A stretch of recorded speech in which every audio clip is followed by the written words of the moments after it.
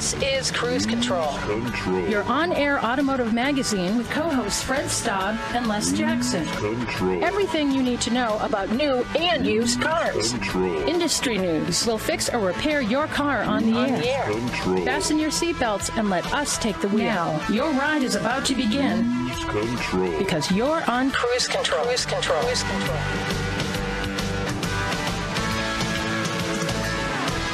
That's right. It is time to begin, and welcome to Cruise Control, your on-air automotive magazine. I'm Fred Staub. My co-host, as always, is Les Jackson. We are here. He's here. You are there. Looking snazzy, Les Jackson. Well, I don't know about snazzy, but I've had coffee. Okay, that's good. always good to have coffee. I I'm think awake. Yeah. There we are. And we've got an hour of automotive information for you that, we hope will help you if you're planning on buying a new vehicle anytime soon. We're also going to make you aware of some things going on in the industry, Les, and we're starting with a crackdown on autonomous driving claims. Elon? It's about time. It's about time. Talk about that. A lot of confusion about these things, and there is, and we know the real story here. So, over in another area, imagine being told you have a 4-year wait to get your new truck. Thanks for your order. You can go to college. And then how about finding out you can't order any more of a certain 2022 model? It's January, by the way. It's not even the end of January, and this one model is like, I'm sorry, you can't order any new ones. Yeah, sorry. And we always are looking for cool deals on vehicles that prove you don't have to spend a ton to get a great new vehicle. Nissan's pricing out its Rogue Sport. We'll tell you about the costs of that, and also we're both gonna have a story from U.S. News and World Report, right? That's right. At the DC Auto Show on Media Day Thursday, U.S. News announced, as they do every year, the Best Cars for the Money awards. Yeah, many of them began with the letter H this year. Five of them. Yeah. So John Vincent, who gave the speech, I was there, leaning against one of those cars. He joins us, and we're going to hear from him on all those awards. Yeah, it's great information, too. We always like to get journalists' take on this. We tell you a lot about it, and everyone comes up with something a little different about the vehicles. Yep, that's right. And it's good information if you're thinking about buying a new vehicle or a used vehicle. So it's all there. That's right. On Cruise Control, your on-air automotive magazine. We encourage you to check us out at cruisecontrolradio.com and also find us on Facebook, Twitter, our podcast edition, YouTube, and more. You can start with cruisecontrolradio.com. That will get you there. You also attended the Washington Auto Show, as you mentioned, where John Vincent was giving his presentation. We'll talk a little bit about that when we come back on Cruise Control. What it was like to be at an auto show. Gosh, I remember those days, Les Jackson. They seem like so long ago. It felt good. A lot of people missing, because they either couldn't come or wouldn't. We'll be right back on Cruise Control. Okay.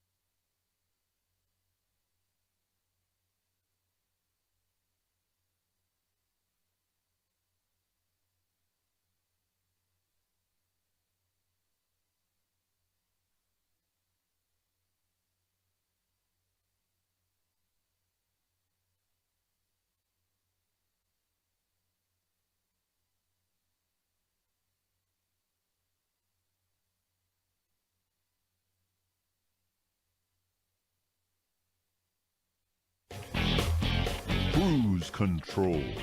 Hey, welcome back to Cruise Control, your on-air automotive magazine. I'm Les. He's Fred. And as we mentioned in the opening, there's a crackdown happening on several fronts on semi-autonomous safety ratings. We have been studying autonomous driving and technology for years, and we think we know quite a bit about it. And we've even mentioned in other shows that, you know, some companies, one of which we constantly harp on, have been hyping this. Right. And I frankly think it's irresponsible because Well, it's dangerous. It's even nothing more. is autonomous today. No. I mean, there's no level 5 autonomous production vehicle out there, which level 5 means you can sit back and go to sleep, take your hands off the wheel. That's Maybe right. there's not even a steering wheel. It just... Well, exactly. And also, even if someone claims that, it's impossible because the GPS system in the world has not been remapped yet. That's going to take another 3 or 4 years. And there's no wide-scale vehicle-to-vehicle communication, full-time communication, where all vehicles are talking to all the others. Yeah, aren't they still even working out the spectrum for that, where it would go, that communication? Yeah, because you saw in the news this week that 5G is there's a danger to airplanes, right? To commercial. Well, that's the spectrum that was originally reserved 30 years ago for the auto industry for this very purpose, and the lobbyists for the telecommunications paid off enough senators and congressmen that they got it. Interesting stuff. Well, yeah. There's quite a spread here, as you mentioned. Tesla calls their thing full self-driving, their system, but meanwhile, companies like Audi or manufacturers like Audi say full autonomous driving is basically a pipe dream. They just think it's not that close. Well, it is at the moment. It certainly is going to happen. Possible and will happen, but it's not necessarily going to happen next year. So IIHS, that is the Insurance Institute for Highway Safety, they're the ones that kind of do the crash testing, set the standard, get manufacturers to toe the line basically on crashes, safety, and things like that. They are developing a new program that will evaluate the safety protocols and a rating system for these driving systems. Like there's different levels, of course. We've heard about level 3 coming up. I believe Honda has tried this in Japan, where the vehicle will make its own lane changes, things like that. They want to really kind of drill down on it and make sure that it's not hype, it is for real. And then also, Consumer Reports is going to do the same. They are going to award points for adequate automated driving systems. Are they in place on the vehicles? So the two of these groups are really going to drill down on safety. I mean, I'll give you, for instance, talk about sensors. We had snow and ice here, as many parts of the country have. First thing that happens, I'm driving my press car in town, alerts come up. Sensor can no longer, is not clear. Sensor can no longer provide emergency braking, so it was defeated by a little bit of ice and snow, and that's fine for that sensor because, okay, great, I'm aware and I know I have to do my own braking. But let's say you took your hands off the wheel and some snow got in front of the sensor. If the vehicle is driving itself, it would be a bit more of a problem, wouldn't it? Well, it would be. And fortunately, the systems currently in vehicles will tell you, put your hands back on the wheel. Right. But if it's a fully autonomous device, it's not going to do that. And that's the future. That's not today. And remember, certain systems like this, they use things like the lines on the road, which are worn off, especially in this weather. They're covered in salt in certain parts. And I believe Tesla crashed at the same spot multiple times, multiple different Teslas, because there was a kind of a barrier in the road at the end of a guardrail or something like that. I don't remember exactly, but something like that. So we're not there yet, but both Consumer Reports and IIHS are going to be looking into this, and I'm sure we'll be talking a lot more about it on Cruise Control. So stay tuned. When we come back, we're going to look at a very affordable crossover.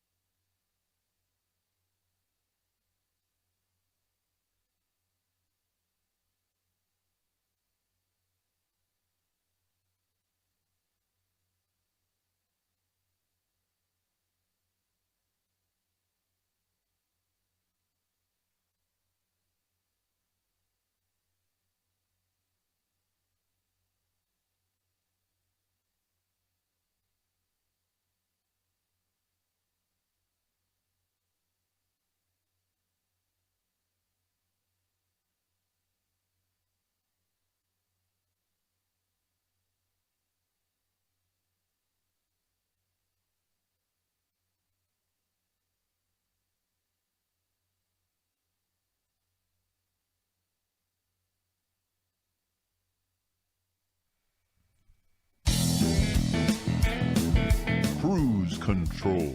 And welcome back to Cruise Control, your on-air automotive magazine. I'm Fred Staub. My co-host is Les Jackson, as always. We're here for quite some time now. And quite a few years. we like to join you on air and talk about new vehicles, what's going on in the automotive world. If you're searching for a new or used vehicle, we try to help you out, point out some good picks, and kind of make you aware. So, hey, when you go into that dealership, you're going to have all the information you need. Now, if you go into a dealership outside of the U.S. and you want to buy a Toyota Land Cruiser, the 300 series Land Cruiser, well, demand has been exceptionally high. And in Australia, for example, if you go in there and you order one, they'll say, "We appreciate your order. You'll be getting your truck sometime in the next 4 years. In 2026. A 4-year delay. Think about that. We thought it was bad with the C8 Corvette where you ordered one model year and you got bumped to the next, but this is even worse, isn't it? Well, what do you do if your current Land Cruiser or whatever you have isn't going to last 4 years? Well, they're good vehicles. It might last 4 years, but you might say, why do I need one? Why don't I go back and, well, I guess that's 4 more. Yeah, I wonder how their used fleet is. I don't know. It's very well received, but they just cannot get the parts to make these things. No. Now, in the U.S., we're going to be getting a vehicle from Lexus, the LX600, that was revealed this week. We don't have too much information on it, but there's some concern, will this limit the availability of that? My sources tell me no, it won't. But this is, for us, the Land Cruiser. This is the LX600, and they've just decided to sell it as a Lexus here in the U.S. I'm sure that will be an expensive vehicle. Wouldn't you guess, Les Jackson? Yeah. Of course, we can't really speak much to countries outside of the U.S. because we don't know all the dynamics, but there's a shortage everywhere, and I think they'll build more Lexuses because there's more money in it. Yeah. Well, we should also mention too, there's a reveal this week coming up, the new Sequoia, Toyota Sequoia 2023. That's going to be revealed, I believe, on Tuesday at 9:30 p.m. And we will have full details on that just as soon as we know it. Another interesting story comes from Subaru. And, you and I have always said we like the BRZ. It's Toyota version, the 86. It's a small rear drive vehicle, very sporty. Right. Just a cool vehicle. Well, if you're on the market for a 2022 Subaru BRZ, I'm sorry, you'll have to wait till 2023. They're not taking any more orders. Of course, we're recording this show in the end of January, so you would think of 2022, you would think there'd be a little bit more while to order a vehicle, but this is not the case, is it? They are stopping taking orders, and you'll have to order one. It's not. And it's critical because in the Toyota booth at the DC Auto Show, as we speak, people can see the 86, but in the Subaru booth, there's no BRZ. Wow. And how's that? They say this is due, once again, to chip shortage. You're just saying more people want Foresters and Crosstreks, so they're going to allocate the chips to those vehicles, and then the ones that are less popular, they made a number of them, and they said, hey, you might not be able to order one from the factory, but there should be some inventory in stock. If you may not get the color you want, but there will be some available at dealerships. So it's just a sign of the times, really, that here we are, not even in the last week of January, and they're saying, sorry, we can't you can't order a 2022 model. That was the world's shortest run of vehicles, wouldn't you say? Yeah, I think 2022 is going to be the equivalent of 1983 when there was no Corvette. Yeah, you think about that because of the changeover. Yeah. Interesting stuff here at Cruise Control. Another neat vehicle we should talk about is the Rogue Sport, Les. And Rogue Sport, remember what that is kind of the older version of the Rogue, a few less cool things on there, I guess I would say. But it has been priced out this week. It's kind of like the old Rogue, and with less options and a smaller engine, I would say. Some people say it's outdated, but I think it's a good vehicle that can get up to 32 miles per the gallon on the highway, and you don't have to break the bank. So there's 2022 pricing on this. It's available in 3 models: the S, the SV, and SL. They all come in either front wheel or all-wheel drive. And the S front-wheel drive starts at $24,260. If you want to get that in all-wheel drive, $25,760. SV, nicely equipped in all-wheel drive, is $27,330.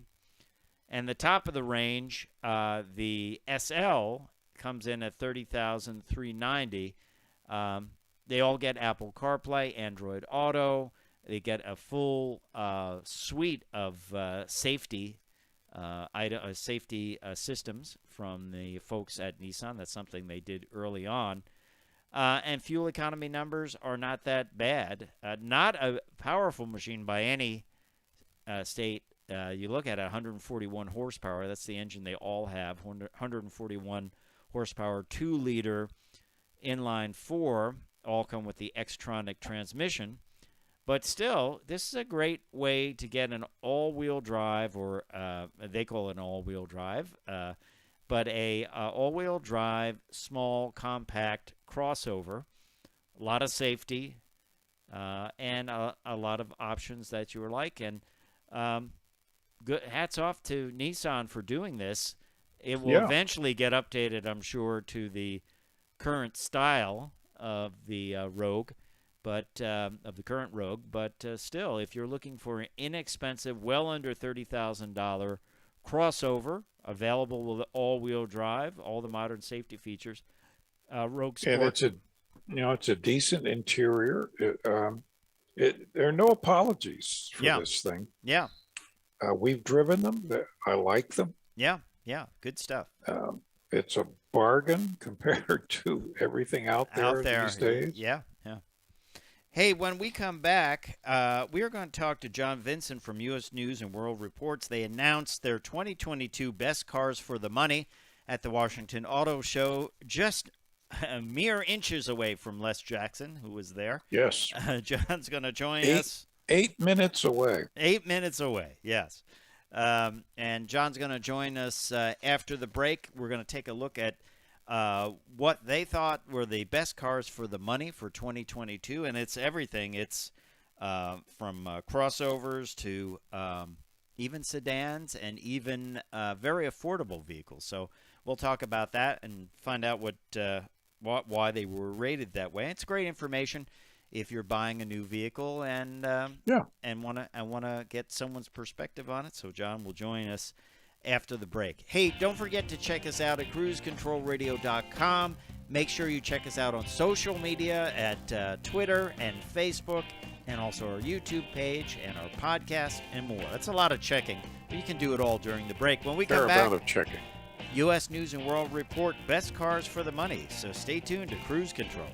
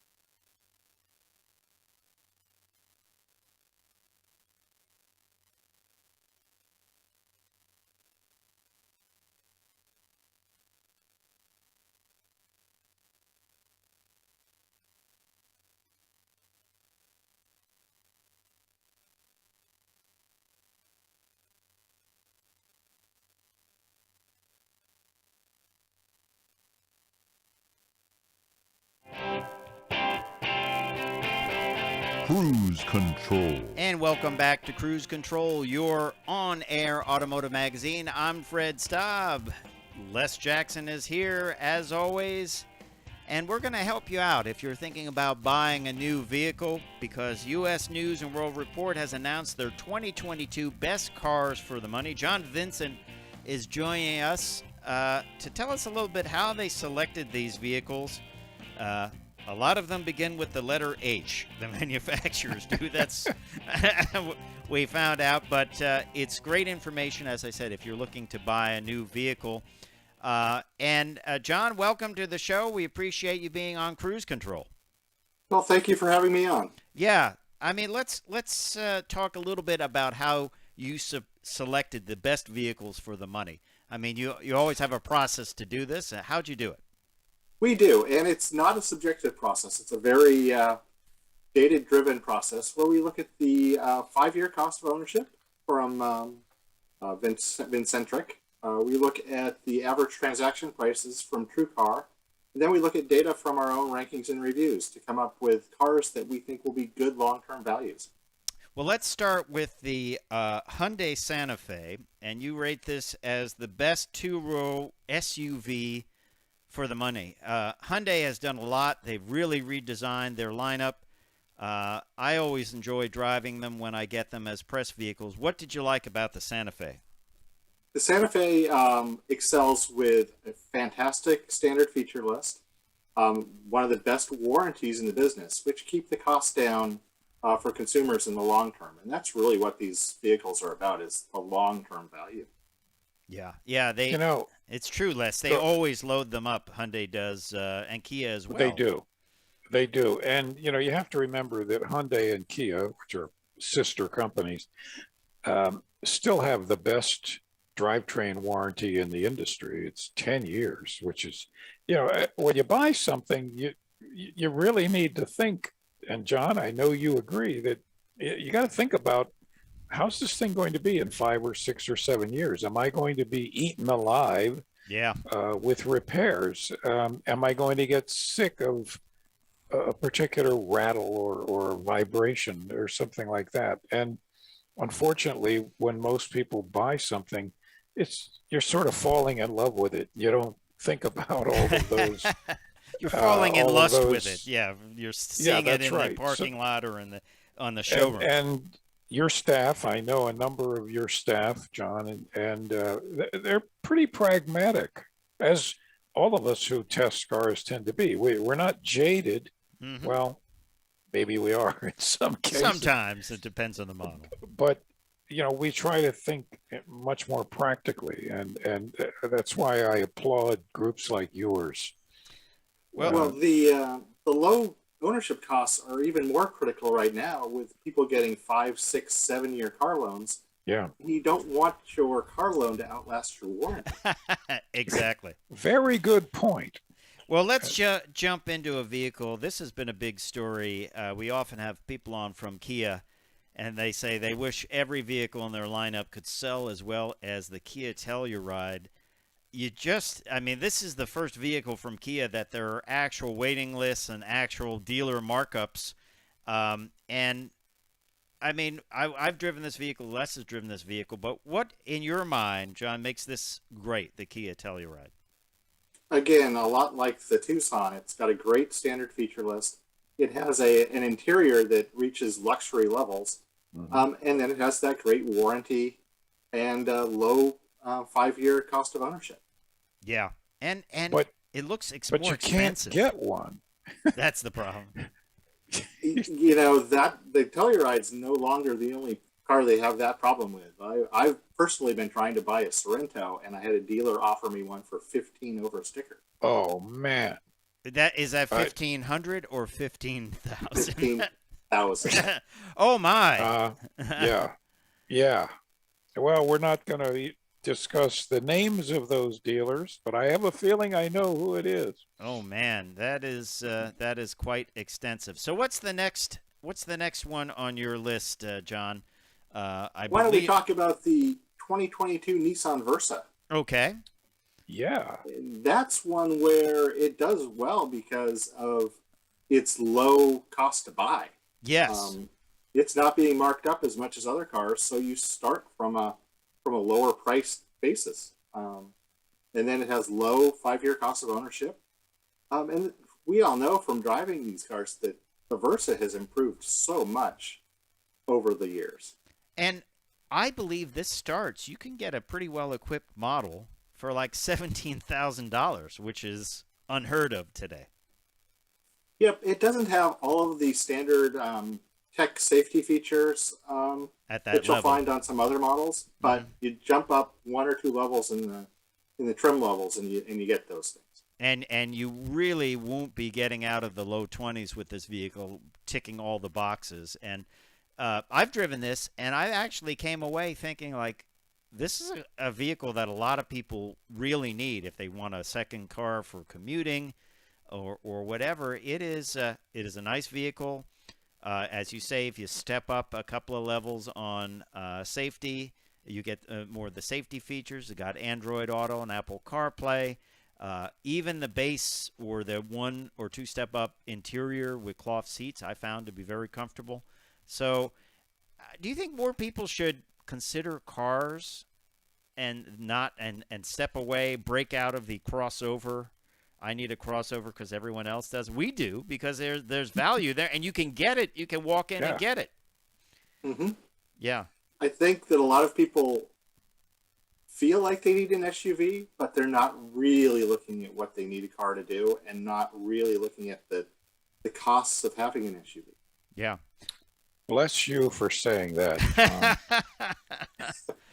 By the way, did you say that you do or you don't consider the cost of insuring these vehicles in your?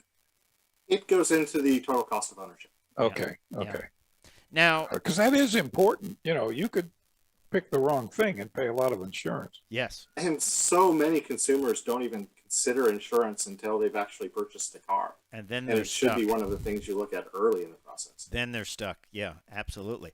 All right. Well, what should we look at next on the U.S. News and World Report's best cars and trucks for the money? Actually, we don't have trucks in this one. We should have pickup trucks, and we may soon have pickup trucks, but this year we don't. Okay. 2022 Toyota Avalon, our best large car for the money. Now, Yep. is this Great car. Avalon's going away, I believe, isn't it? It's going away, but that doesn't mean it's not a great car. It's just nobody's buying it. Yeah. It's a great, you can get a hybrid version too. I believe the last one I drove was a hybrid. Great mileage, a lot of luxury. I mean, these things are almost Lexus-like at a lower price point. And I often wonder sometimes the cars from Toyota and Lexus kind of overlap so much. I always thought, hey, you could go with the Toyota at a high trim level and get all that luxury. You still With get a the better big grill. infotainment system. With a better infotainment system, yeah. So I'm a fan of the big sedans like that, how they ride. They're very comfortable. Same here. So, you know, it's certainly one to consider. And I bet you can go and find Avalons on dealers' lots right now. And And you can find hybrid Avalons. You can find all-wheel drive Avalons. mhm. And I'm not sure whether you guys have driven the Avalon TRD Pro, or I'm sorry, Avalon TRD, which sounds ridiculous, but it's actually a really fun car. Interesting. I don't think I've driven that, but I I definitely haven't like the driven Avalon. Yeah. Yeah. What I don't think of it as a TRD model. I did not either, and it's just kind of a cool car. We're talking to John Vincent from U.S. News and World Report about their best cars for the money, including crossovers for 2022. John, let's get to one more before the break. What else would you like to talk about on your list? 2022 Honda Odyssey. Okay. Minivans, they still make them. They still make them, and they're still a fantastic solution that in a lot of ways are better than SUVs. It really is the vehicle that families should have, but for some reason they don't want. I find it interesting when I see people trying to squeeze into crossovers and things like that have big families, and it's like, you know, they make something a little bit easier to use, that would be great to load all those kids in, and you can easily get in there with the sliding doors and all. And the cargo capacity of the Odyssey is greater than the cargo capacity of a Chevy Suburban. Yeah. Wow. And I frankly, Les and I, we don't have kids, but we like minivans. They're just easy to drive. They're comforting to drive. It's a great vehicle to take a long trip in. Yeah. And I've taken it a step further. I don't have kids, and I have a Honda Odyssey in the garage. oh, there you go. All Yeah, right. they're incredibly practical. Yeah. It's for the really dog. are, and they're comfortable. Yeah. I like that for the dog. We're big pet fans here on Cruise Control. Okay, John Vincent from U.S. News and World Report will be right back with more of the best cars for the money for 2022. So stay tuned.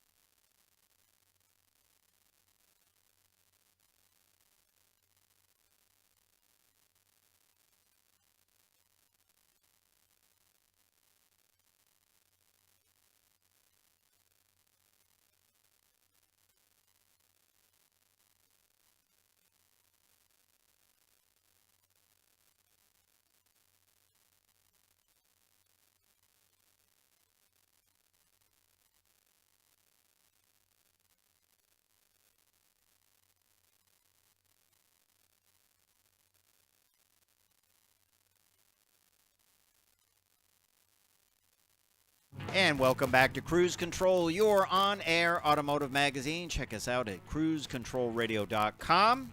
I'm Fred Staub. He is Les Jackson. And we are talking with John Vincent from U.S. News and World Report about the 2022 best cars for the money and why John and his team picked them. And John, we've discovered that virtually everything on your list begins with either an H or an H. There's a K and a T in there somewhere. Well, what are we moving on to next? Let's go to one of those H's of 2022 Honda Accord, our best midsize car for the money. Yeah, Honda Accord, just a great vehicle. It's available. It's one of my favorite hybrids. It's like gets crazy mileage, big car, nice ride. In many ways, like the Avalon, just a good riding large sedan. But sales have not been great, have they? They have not been as great as the car is, which is unfortunate. That whole segment, people just aren't buying sedans. Yeah. No, and that may be the wave of the future, too.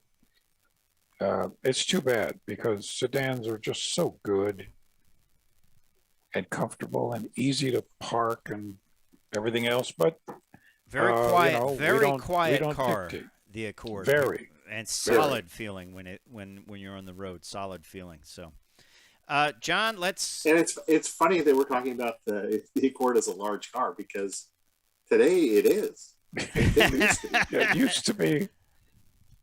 Yeah, A used to be mid-size barely car. mid-size. Yeah. Now, what's next on the list, John? Let's go to the fully redesigned 2022 Honda Civic. Okay. And there's a car with a venerable nameplate that has gotten, with a couple of exceptions, has gotten better with every generation. We're about a dozen generations into the Civic. It's better than ever. Yeah, I have to say, I remember when they took away all the knobs on the inside and took away the volume knob, and they had the emergency redo of the vehicle to put them back on. I am currently in a Volkswagen GTI, and I think they're going to have to do the same because they took all the knobs off the dash, and it's very hard to use. But as you can see, they went back to almost a vintage dash on the Civic with lots of knobs, and it almost looks like it's out of a sports car from the 60s or something. They did a beautiful job on that interior to modernize it without wrecking it. Right. Make it user-friendly that you're at highway speed. It's like, it's the fan is too high in here. Let me turn it down. And I like it a lot. What else did you like about it, Joe? Again, it's one of those cars with low cost of ownership. Even though it doesn't have the warranty of the Hyundais and the Kias, it's still low cost of ownership. It's relatively inexpensive to buy, although that's a relative term anymore. And the Civic is just a very high quality, good car. It's just solid all around her. Yeah, and there's a lot of different models available as well, different trim levels, and they still offer the hybrid in it, don't they? Off the top of actually, the hybrid has become the Insight, correct? A hybrid's become the Insight. Oh, that's right. Yeah. It was always one of my favorite hybrids because it was like a low-key hybrid. You know what I mean? It didn't stand out and scream hybrid. It just was a hybrid. But good stuff. Yeah, Honda Civic. Once again, how are these selling? Because they are a smaller sedan or a quality sedan. Do people go in and do they think about it, or do they right away go for the crossover, John? People who are in the market for sedans have the Civic on their shopping list. Okay. It's just there are fewer people in the market for sedans. Yeah. So it is still an extremely strong contender, but the pie that it's being divided up is much smaller. All right. Are they being marked up currently?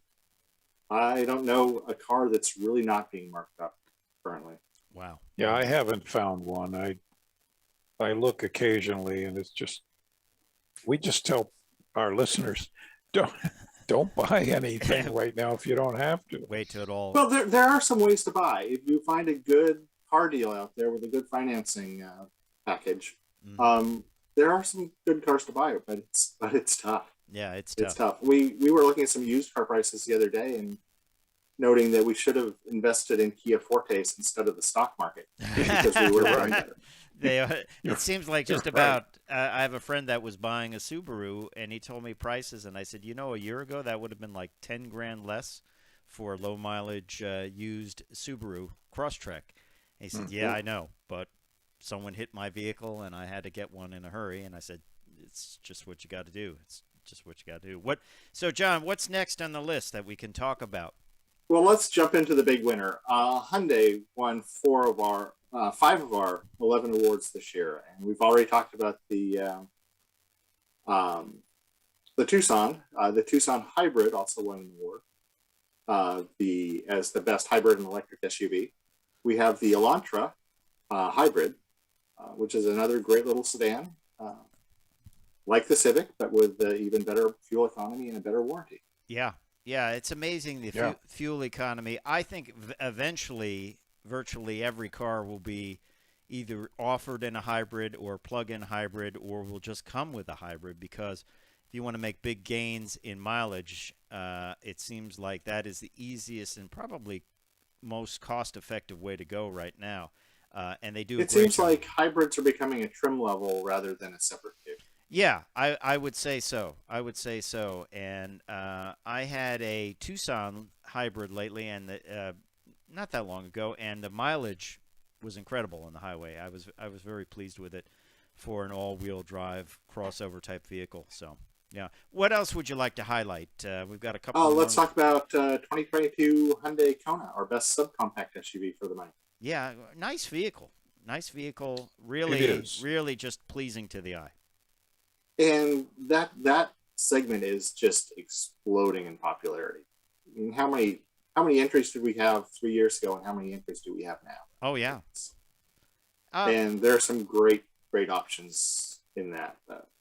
The Kona, its kind of corporate cousin, the Seltos, just excellent vehicles, great warranty, low cost of ownership. They get decent mileage for what they are. Just another solid all-around car. Yeah, very pleasing to drive. Great visibility in the vehicle. It's a fun car to drive. Yeah, fun car. Looks really nicely styled. Has all-wheel drive capability, which is great. Of course, if you wanted it, everyone always said, "What's Kia going to do with the Soul? When are they going to make it all-wheel drive?" But the Seltos and the Kona in the Hyundai arena are the answer to that. And drivetrain options as well on this, right? Mm-hmm. Several, including the electric. Yeah. Other vehicles you like to highlight in the next minute? I think the last one on my list is the best two-row SUV for the money, and that's the 2022 Hyundai Santa Fe. And why do you like that? For the same reason we like a lot of other Hyundais. Low cost to get into, relatively. Low cost of ownership, fantastic warranty, strong standard feature list. That thing comes very well equipped, even in the base model. Yeah. It's comfortable. It does everything right. I always, when I look at Kias or Hyundais, I always wonder why other manufacturers have not been able to make their interiors look as good as Kias and Hyundais. I mean, these are not the most expensive vehicles, but their interiors always look modern. They look fresh. The controls don't feel like they're going to fall off in your hand. And, it's just something that they must put money and effort into. But it just, even the graphics on the radio look a lot more up to date and fresher. I kind of get the impression that Kia and Hyundai, and to a slightly lesser extent Honda, look at what everybody else is doing and say, okay, there was a mistake. Let's not make that mistake. Yeah. And so they're not out there in front making the mistakes. They're a half a step back and coming out with a superior car because of that. Let the other people make the mistakes, I guess. Les Jackson, that's the way to do it. John, we appreciate you joining us. We'll have to have you back to talk about your next adventure at U.S. News and World Report. If they want to check out the 2022 Best Cars for the Money, where should they go? usnews.com. All right. Well, we appreciate you listening to Cruise Control Radio. Time for me to say I'm Fred Staub. I'm Les Jackson. We're going to see you down the road. Take care. Bye.